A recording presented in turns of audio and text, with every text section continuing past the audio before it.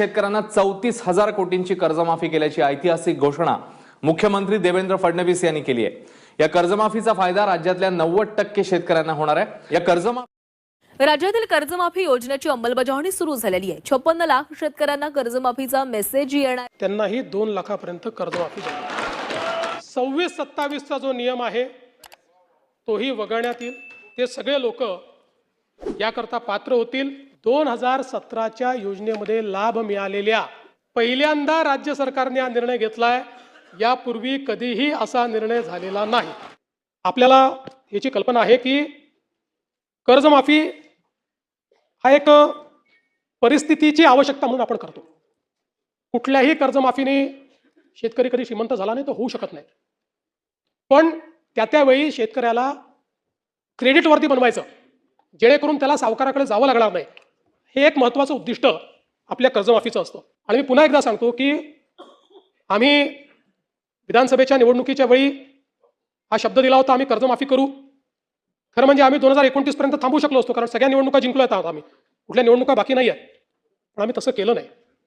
आम्ही ठरवलं की शेतकरी अडचणीत असेल तर त्याला कर्जमाफी दिली पाहिजे, आणि कर्जमाफीचा निर्णय आपल्या सरकारने केला।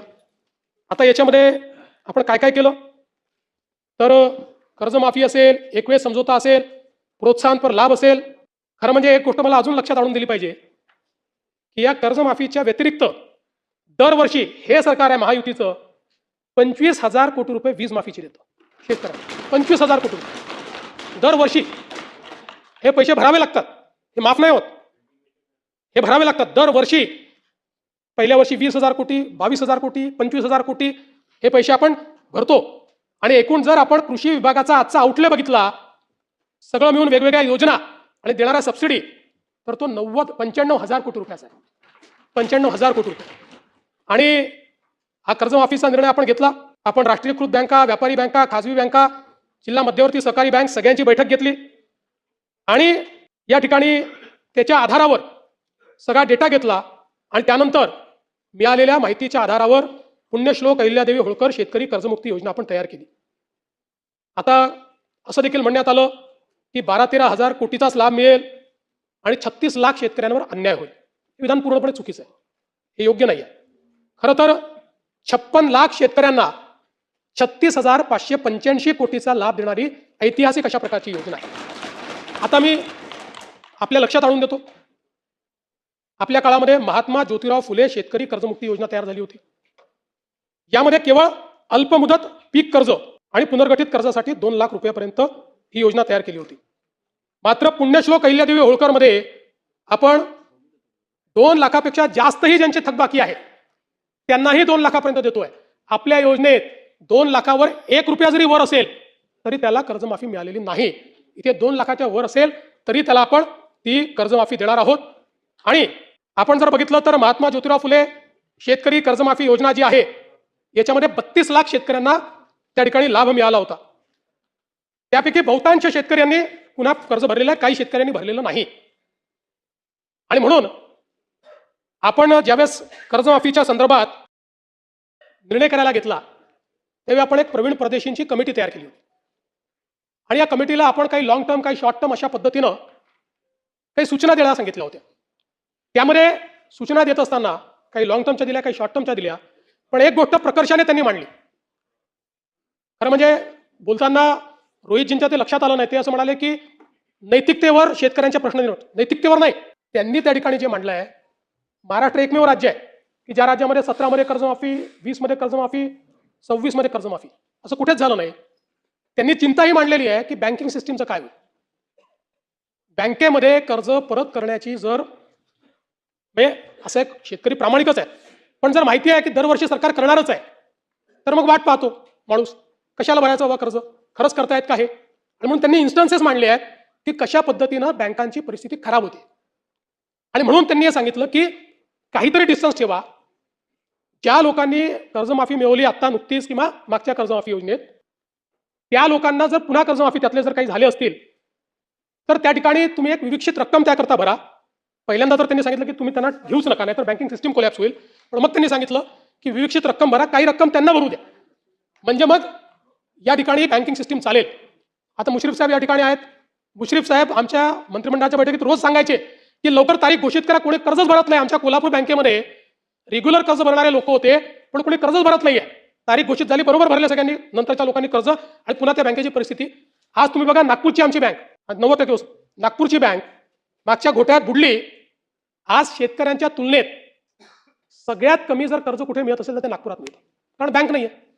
जिथे जिथे बँका बुडल्या त्या ठिकाणी ही परिस्थिती तयार झाली. आणि म्हणून आपल्याला शेतकऱ्याला तर कर्जमाफी द्यायचीच आहे, पण सोबत बँकिंग सिस्टीम करता काही शिस्त लावणं हे देखील गरजेचं आहे. म्हणून अशा पद्धतीची शिफारस ही पहिले आम्ही 17 मध्ये छत्रपती शिवाजी महाराज शेतकरी सन्मान योजना केली, ज्याच्यामध्ये जवळपास त्या ठिकाणी 44 लाख शेतकऱ्यांना आपण मदत केली. त्यात 24 लाख शेतकऱ्यांना कर्जमाफीची योजना होती. 4.27 लाख शेतकऱ्यांनी एकवेळ समझोता केला. 14,89,000 शेतकऱ्यांना आपण प्रोत्साहनपर पैसे दिले. आणि मग जेव्हा महात्मा ज्योतिराव फुले शेतकरी कर्जमुक्ती योजना आली, त्यावेळी रोहित पवारजी, आपली माहिती चुकीची आहे, 2017च्या योजनेमध्ये लाभ मिळालेल्या, म्हणजे छत्रपती शिवाजी महाराज योजनेत लाभ मिळालेल्या शेतकऱ्यांना 2019च्या कर्जमाफी योजनेतनं वगळण्यात आलं, देण्यात नाही आलं, हे वगळण्यात आलं. त्यामुळे या ठिकाणी 17ला लाभ मिळालेल्या शेतकऱ्यांना महात्मा ज्योतिराव फुले कर्जमुक्ती योजनेत लाभ मिळालेला नाही, त्यांना वगळलेला आहे. म्हणून आपल्याला मिळालेली माहिती वस्तुस्थिती दर्शक नाही आहे. एवढंच नाही, 2008 साली देशामध्ये कर्जमाफी झाली, त्यानंतर 9 मध्ये आपण आणली महाराष्ट्रामध्ये, 8 नंतर. आता 9 मध्ये देखील आपण ज्यावेळेस आणली त्यावेळेस 8च्या माफीमध्ये जे समाविष्ट होते त्यांना आपण वगळलं, आणि इतरांना आपण 20,000पर्यंत त्या ठिकाणी मदत केली. मर्यादा जी होती ती 20,000ची मर्यादा होती. जवळपास 34 लाख शेतकऱ्यांना 4,000 कोटी रुपये आपण 2009 साली दिले होते. आणि म्हणून हे काही पहिल्यांदा झालेलं नाहीये. या प्रत्येक वेळी लगतची जी कर्जमाफीची योजना आहे त्या कर्जमाफीच्या योजनेतल्या जे पात्र झाले आणि ज्यांना लाभ मिळाला त्यांना वगळण्यात आलेलं आहे. आणि आपण जर बघितलं तर याच्यामध्ये परतफेडीच्या संदर्भातही हे जे टाकण्यात आलं की 2026 आणि 27ला पैसे परत केले पाहिजे, याच्या मागचा उद्देश हाच होता की आपण ज्यांना प्रोत्साहन देतोय, प्रोत्साहन घेत असताना त्यांनी पुढे नीट कर्ज भरलं पाहिजे, या दृष्टीनं आपण या ठिकाणी अशा पद्धतीची योजना केली होती. मला खरं म्हणजे मी तिन्हीचा चार्ट या ठिकाणी तयार केलेला आहे. आपल्या लक्षात येईल आतापर्यंतच्या योजनांमधली सगळ्यात मोठी योजना ही यावेळची कर्जमाफीची योजना आहे. टाळ्या याच्यानंतर वाजवा. सातत्याने या संदर्भात अटी शर्ती आहे तशी मागणी होत होती. आज जवळपास आमच्या रणधीर सावरकरांच्या नेतृत्वात महायुतीचे सर्व आमदार मला भेटले आणि त्यांनी सगळ्यांनी मागणी केली की ही 50,000ची अट तुम्ही काढून टाका. त्यावेळी त्यांनाही मी आकडेवारी दाखवली. मी त्यांना सांगितलं की अट काढल्याने आमच्यावर 3-4 हजार कोटीचा भुर्दंड येईल.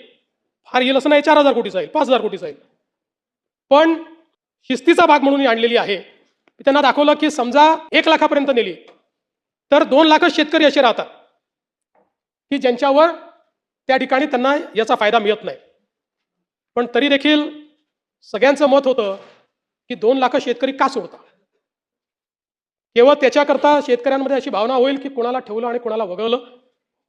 त्यामुळे मी आर्थिक शिस्त सांगत होतो आणि ते लोक मला हे सांगत होते की आपण व्यापक विचार केला पाहिजे, आणि शेवटी लोकशाही आहे, त्यामुळे लोकशाहीमध्ये त्यांचा व्यापक विचार मी मान्य केला. आणि आता हे जे महात्मा फुले कर्जमाफी योजनेतले जे लोक होते ज्यांना 50,000 रुपयापर्यंत आपण म्हटलं होतं त्यांनाही 2 लाखापर्यंत कर्जमाफी झाली. आणि त्यासोबत 26-27चा जो नियम आहे तोही वगळण्यात येईल. आता आपल्याकडे तर सगळं आहेच. 26 मध्ये कोणी कोणी पैसे भरले आहेत, जसं यांनी सांगितलं 95% लोकांनी पैसे भरले. त्यामुळे आता त्याच्या आधीच्या 3 वर्षातले कुठलेही 2 वर्ष ज्यांनी रेग्युलर भरलेले आहेत ते सगळे लोक याकरता पात्र होतील. पुन्हा सांगतो, पहिल्यांदा राज्य सरकारने हा निर्णय घेतलाय, यापूर्वी कधीही असा निर्णय